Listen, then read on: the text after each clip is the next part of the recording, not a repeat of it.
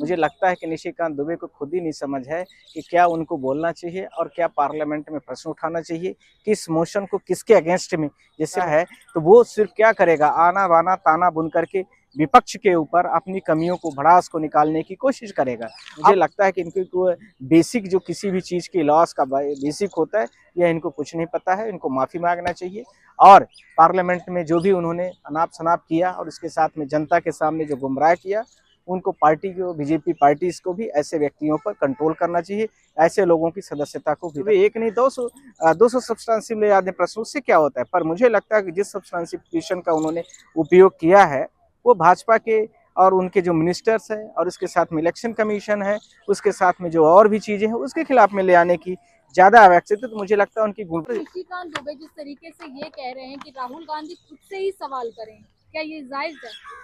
देखिए, राहुल गांधी कोई भी प्रश्न करने से पहले खुद सोचते हैं कि यदि मैं जनता के समक्ष खड़ा हूं तो मुझे जनता की किस आवाज़ को उठाना चाहिए। मुझे लगता है कि निशिकांत दुबे को खुद ही नहीं समझ है कि क्या उनको बोलना चाहिए और क्या पार्लियामेंट में प्रश्न उठाना चाहिए, किस मोशन को किसके अगेंस्ट में। जैसे मैंने आपको सब्सटेंसिव मोशन की अभी बात किया है, जो स्वतंत्र तरीके से होता है, वो 5-6 लोगों के खिलाफ में होता है। अब आप यहाँ पर देखिए कि राहुल गांधी के खिलाफ में लाने का क्या कारण है। दूसरा, इसी के साथ में नेक्स्ट पॉइंट जो मैं कहना चाह रहा हूँ आपसे, इसके साथ में ये यह भी दिखाना चाहते हैं राहुल गांधी की निशिकांत दुबे कि उनको अनभिज्ञता की जो चरम सीमा देखी जाती है, वो सारी यहाँ पर प्रस्तुत है। उनको यह भी नहीं पता है कि सब्सटेंसिव मोशन किसी डिसीजन मेकिंग पॉलिसीज पर होता है।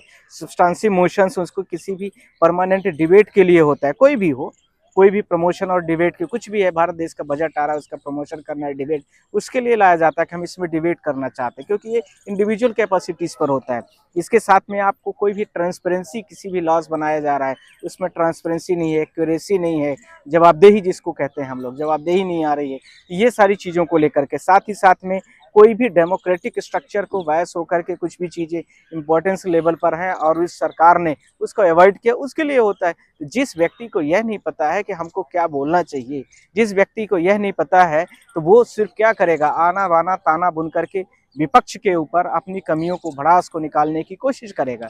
अब वो जो उन्होंने लाया राहुल गांधी 2 साल के लिए या मान लीजिए उससे ज़्यादा समय के लिए मेंबरशिप खत्म हो जाएगी, एक इंडिविजुअल कैपेसिटी है। कोई बीजेपी के एहसान से राहुल गांधी थोड़ी बने हुए हैं लोकसभा के विपक्ष के नेता, वो तो अपनी कैपेसिटी पर बने हैं, अपने दम पर बने हैं। उसमें मिनिमम जो लोकसभा के मेंबर होना चाहिए, उससे ज़्यादा उनके पास 100 के आसपास मेंबर हैं।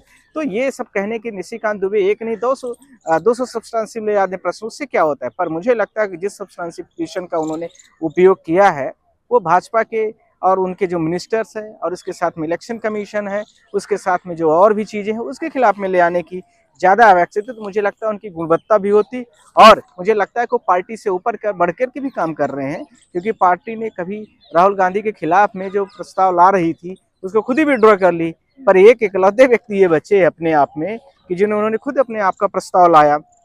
मुझे लगता है किसी का इसमें प्रमोशन भी नहीं था। और इसके पहले भी राहुल गांधी के खिलाफ में सुप्रीम कोर्ट तक मामला आ चुका है। आप सबको पता है, जस्टिस BR गवई हुआ करते थे, हम लोग उसमें अपियर भी थे, तो वो सारी चीजें कई बार आई हैं। तो अब 33-32 मामले हो गए राहुल गांधी के ऊपर। ये सब कहने के ये निशिकांत दुबे भागे और उनकी पार्टी भागती है। राहुल गांधी अभी सब चीज़ों से ऊपर हो चुके हैं।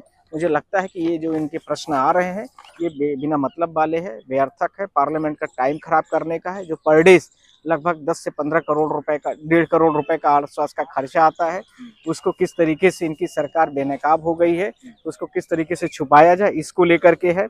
और इसके साथ में जो भ्रामक जानकारी पूरी मीडिया के माध्यम से, क्योंकि उनकी सरकार सत्ता में है, उसके माध्यम से जनता को गुमराह करना, भ्रामक दावे करना, संस्थानों की गरिमा को नुकसान पहुंचाने के लिए जो ED CBI का उपयोग है, किस तरीके से छुपाया गया है, इन सारी चीज़ों को लेकर के इन्होंने किया है। और इसके साथ में उन्होंने एक केस का कोड किया था कि सदस्यता को लेकर के लाया गया था, इसके माध्यम से उन्होंने प्रेजेंट करने की कोशिश की। पर उस समय की केस की सिचुएशन कुछ और थी और आज की समय की सिचुएशन कुछ और है। मुझे लगता है कि इनकी बेसिक जो किसी भी चीज़ की लॉस का बेसिक होता है, यह इनको कुछ नहीं पता है। इनको माफ़ी मांगना चाहिए और पार्लियामेंट में जो भी उन्होंने अनाप शनाप किया और उसके साथ में जनता के सामने जो गुमराह किया, उनको पार्टी को, बीजेपी पार्टीज को भी ऐसे व्यक्तियों पर कंट्रोल करना चाहिए। ऐसे लोगों की सदस्यता को